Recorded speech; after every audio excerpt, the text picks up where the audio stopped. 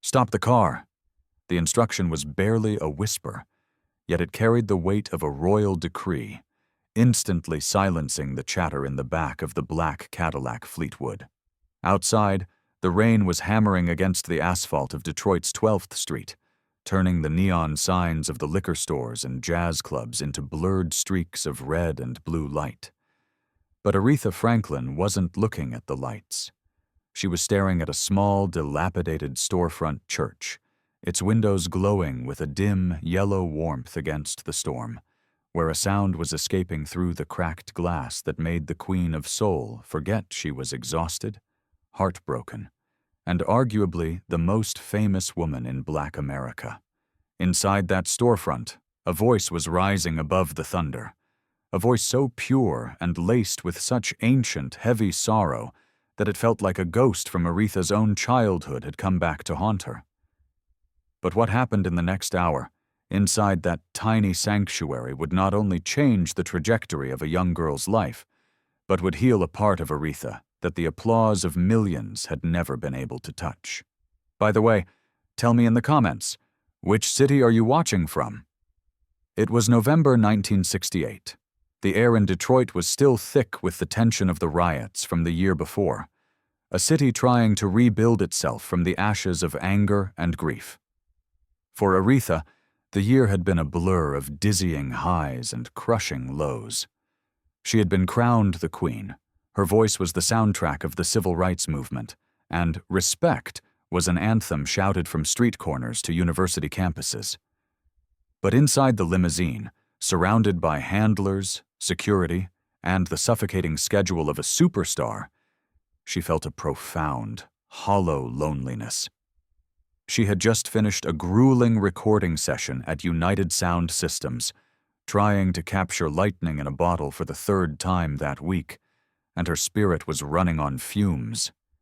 She was wearing a fur coat that cost more than most people in this neighborhood made in 5 years, yet she felt shivering cold.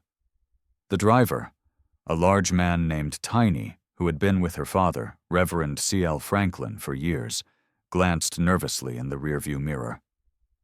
This wasn't a neighborhood where you stopped a luxury car after midnight, not with the tensions running as high as they were. "Ray, we really should keep moving," he said gently, his eyes scanning the shadowed sidewalks. "It's late, and the roads are slick." But Aretha didn't move. She rolled down the window just an inch, letting the wet, metallic smell of the city rain mix with the expensive perfume of the car interior. She needed to hear it again. She needed to know she wasn't hallucinating. The voice drifting from the church wasn't singing a pop hit. It was singing, "Precious Lord, Take My Hand," the very hymn Aretha had sung at Dr. King's funeral just months prior. But this wasn't a polished, choir-perfect rendition. It was raw. It was the sound of someone negotiating with God for their survival. The vibrato was fast and tight, like a wire about to snap, and the phrasing dragged behind the beat in a way that spoke of a weariness far beyond the singer's years. It was the sound of the blues trying to find Jesus. Aretha opened the door before Tiny could scramble out to get it for her. "I'm going in," she said, clutching her purse tight against her side. Inside the storefront church, which was barely larger than a living room, 16-year-old Mahalia May Jackson, named after the legend by a mother who had high hopes and empty pockets, was mopping the wooden floor. May was alone. The service had ended hours ago. The congregation had dispersed into the rainy night, and she was left to clean the sanctuary as payment for the food pantry box her family collected every Tuesday. May's shoes were worn through at the toes, soaking up the dirty water from the bucket, and her knuckles were ash-gray and cracked from the bleach. She stopped mopping for a moment, leaning against the wooden handle, and closed her eyes. She imagined the mop was a microphone stand. She imagined the rows of empty, mismatched folding chairs were a packed house at the Apollo Theater in Harlem. She let her voice swell, hitting a high C that rattled the single pane of glass in the front window. She didn't know that she was singing for her life. She was singing to keep the cold out of her bones. She was singing because her mother was coughing up blood in the apartment upstairs, and there was no money for a doctor. She was singing because her little brother needed shoes for school, and she had nothing to give him but a song. The door to the church creaked open, letting in a gust of wind and rain.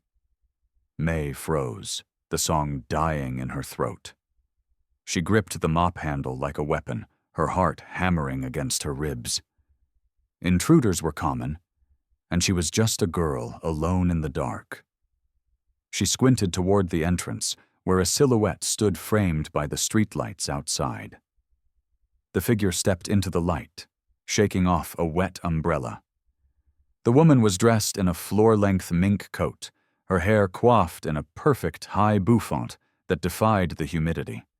She wore dark sunglasses even at night, and her presence seemed to suck all the oxygen out of the tiny room. May gasped, the mop clattering to the floor with a loud bang that echoed in the silence. It was impossible. It was like seeing a statue from a museum walk into your kitchen. It was the woman whose face was on the cover of the ebony magazine May's mother kept wrapped in plastic on the coffee table. Miss Franklin?" May whispered, her voice trembling so hard it was barely audible. Aretha didn't smile. Not yet. She was studying the girl with the intensity of a diamond appraiser. She saw the worn shoes. She saw the gray knuckles. She saw the hunger in the hollows of the girl's cheeks. A hunger that wasn't just for food, but for dignity. Aretha walked slowly down the center aisle, her heels clicking rhythmically on the hardwood floor. She walked past the empty rows of chairs until she stood just a few feet from the terrified teenager. "You were flat on the second verse," Aretha said, her voice low and smoky, stripped of the stage persona, sounding just like a woman from Detroit. "You rushed the bridge. You didn't let the spirit breathe before you asked for its hand." May felt tears sting her eyes. Of all the things she had imagined happening if she ever met her idol, being criticized wasn't one of them. Shame flushed her face hot. "I'm sorry, ma'am. I was just cleaning." "I didn't say stop," Aretha said, taking off her sunglasses and revealing eyes that looked tired, ancient, and incredibly kind. "I said you were rushing. The Lord isn't going anywhere, honey. You take your time with him. You make him listen." Aretha gestured toward the battered upright piano in the corner, an instrument that looked like it had survived a war, with cigarette burns on the keys and a missing front panel. "Do you play?" May nodded mutely. Her mother had taught her the basics before her hands got too stiff from arthritis. "Play," Aretha commanded softly. "Play what you were singing. But this time, don't sing it like you're trying to impress an audience. Sing it like you're the only person left on earth and God is holding the last loaf of bread." This is the kind of story that reminds us of the hidden gems in our own communities. And if you want to hear more about how legends are made, make sure you subscribe for new stories. May's hands shook as she sat on the piano bench. It wobbled beneath her. She placed her fingers on the yellowed keys. She took a deep breath, smelling the bleach on her own skin and the expensive perfume radiating from the woman standing behind her. She closed her eyes. She thought about the cough from the upstairs bedroom. She thought about the empty refrigerator. She struck the first chord. It was out of tune, but it was loud. And then May sang. She didn't rush this time. She dragged the notes out, pulling them from the pit of her stomach. "Precious Lord," she sang, and the voice wasn't a girl's voice anymore. It was a woman's wail. It was the sound of 1968, of grief and fire. Suddenly, a second voice joined her, a voice that added a rich, complex harmony underneath her melody, supporting it like a foundation of solid rock. Aretha had moved to stand right beside the piano, one hand resting on the wood, her head thrown back, her eyes closed. They weren't just singing a duet. They were having a conversation in a language that didn't need words. Aretha pushed May, improvising runs that challenged the girl to step up, to reach higher, to dig deeper. When May faltered, Aretha's voice was there to catch her. When May soared, Aretha stepped back to let her shine. For 10 minutes, that storefront church in Detroit was the most important concert hall in the world. There were no cameras, no critics, no applause.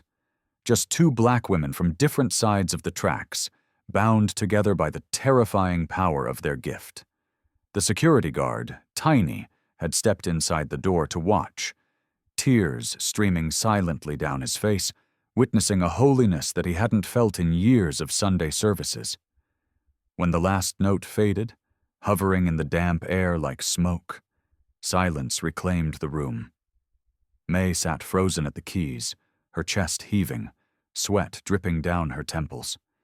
She felt emptied out, scraped clean, and for the first time in months, she didn't feel afraid. Aretha opened her eyes. She reached into her purse and pulled out a handkerchief, dabbing at her own eyes. She looked at May with a profound respect. "What is your name, child?" "Mahalia, ma'am. Mahalia Jackson, but folks call me May." Aretha let out a short, rich laugh. "Of course they do. With a name like that, you better have the voice to back it up." "And you do." She stepped closer, placing a gloved hand on May's shoulder. The weight of it felt like a knighting. "Who taught you to sing the blues in a hymn?" "Life, I guess," May answered honestly. Aretha nodded slowly. "That's the only teacher that matters." She looked around the empty church, taking in the poverty that May was trying so hard to hide. "You're working late." "Yes, ma'am. My mama, she can't work right now." Aretha didn't ask for details. She didn't need to. She knew the story because she had seen it 1,000 times in the faces of the people who lined up around the block to see her perform.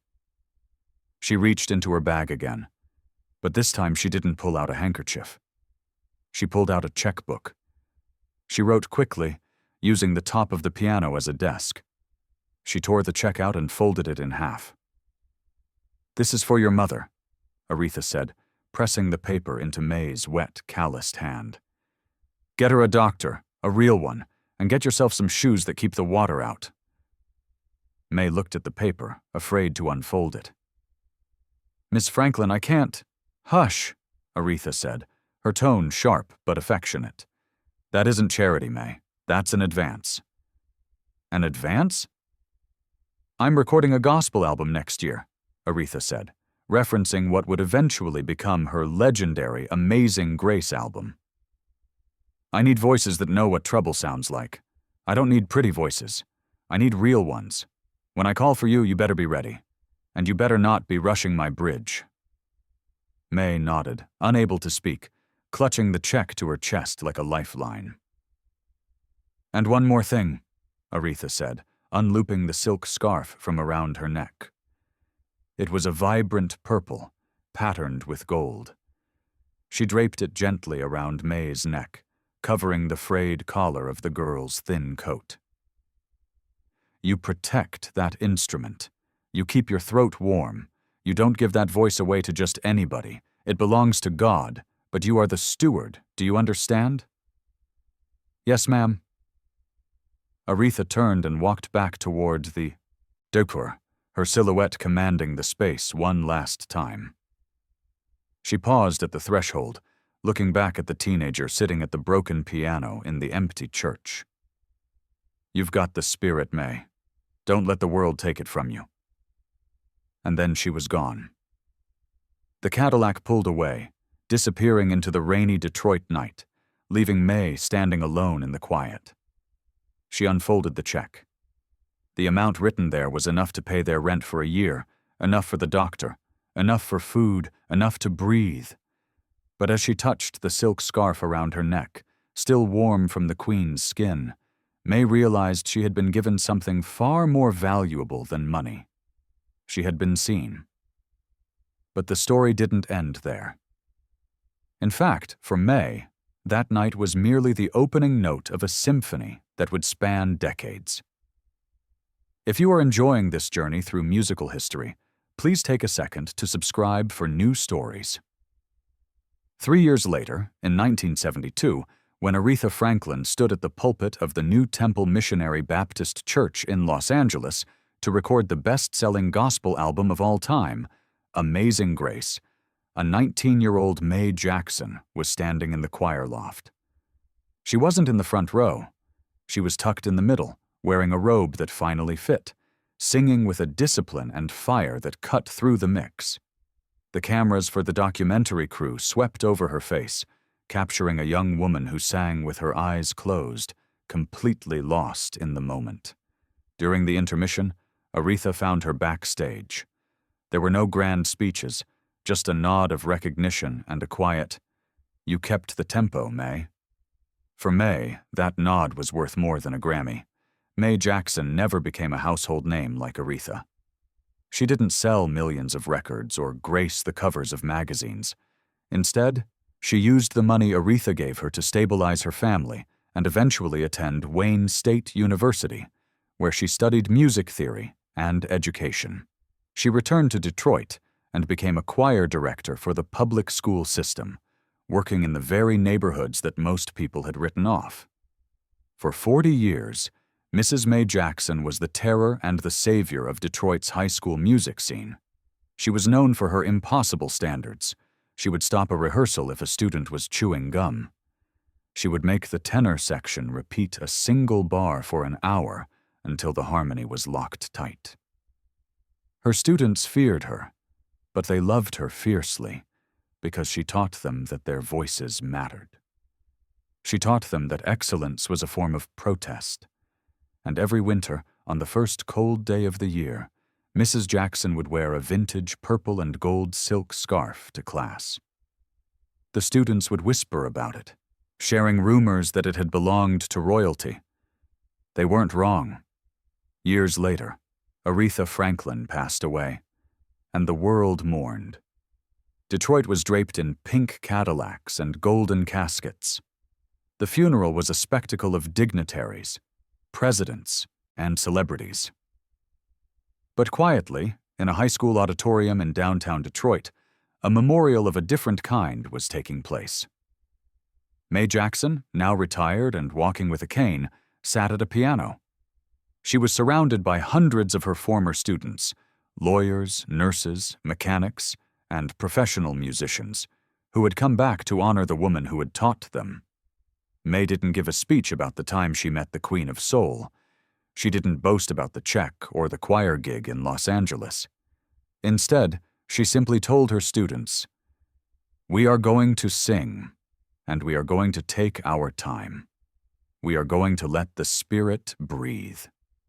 She struck the keys of the grand piano, her arthritic fingers still finding the soul of the chord. She began to play "Precious Lord."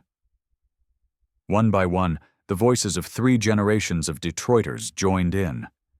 It wasn't perfect. There were missed notes and cracked voices from crying. But it was real. It was the sound of a legacy that had been passed down from a rainy night in 1968, from one queen to a terrified girl, and from that girl to thousands of others. The lesson Aretha left that night wasn't about vocal technique. It was about the responsibility of power. She showed that true leadership isn't just about shining the brightest. It's about using your light to find the others who are lost in the dark. She didn't just give May money. She gave her a standard to live up to. She validated her existence. In a world that told a poor black girl she was invisible, Aretha Franklin stopped her car, walked into the rain, and said, "I see you." Aretha's genius was often described as a natural resource, something divinely given. But her true strength was her ability to recognize the divine in the broken places. She knew that the blues wasn't just a musical genre, It was a survival mechanism. She recognized the sound of May's struggle because she carried her own heavy burdens under the furs and the diamonds. That shared language of pain and resilience is what connected them. As the choir in that high school auditorium reached the crescendo, May Jackson looked up toward the ceiling, tears streaming down her face, feeling the warmth of that purple scarf she still kept in a cedar box at home. She realized that the greatest gift wasn't the career she had built, but the chain of hope she had kept unbroken. We often think of legends as untouchable figures, distant stars in a dark sky. But the brightest stars are the ones that come down to earth and ignite the fire in others. Aretha Franklin was the queen of soul, not because she ruled over it, but because she served it. She served the music, and she served the people who made it. Before we enter the final moments of this story, don't forget to subscribe for new stories so you never miss a beat of history. Think about the Mays in your own life. The people who are mopping floors and singing in the dark, waiting for someone to tell them they aren't rushing the bridge. We can't all be Aretha Franklin. We can't all write checks that save families or stop traffic with a single note. But we can all stop the car. We can all roll down the window.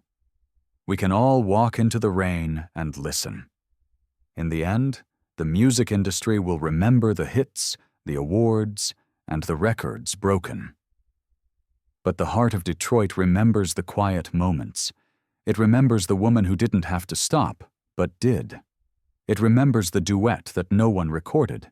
It remembers that talent is universal, but opportunity is not, and that bridging that gap is the highest calling of any artist. So the next time you hear a voice singing on a subway platform, or humming in a grocery store aisle, or practicing in a garage next door, take a moment. Listen. Really listen. You might be hearing the beginning of a legend. Or, even more importantly, you might be hearing a human being who just needs to know that their voice reached someone. Because as the Queen taught us, everybody wants respect. But sometimes, what we need even more is simply to be heard. And if you have a story of a time someone stopped to listen to you, share it below, and remember to subscribe for new stories.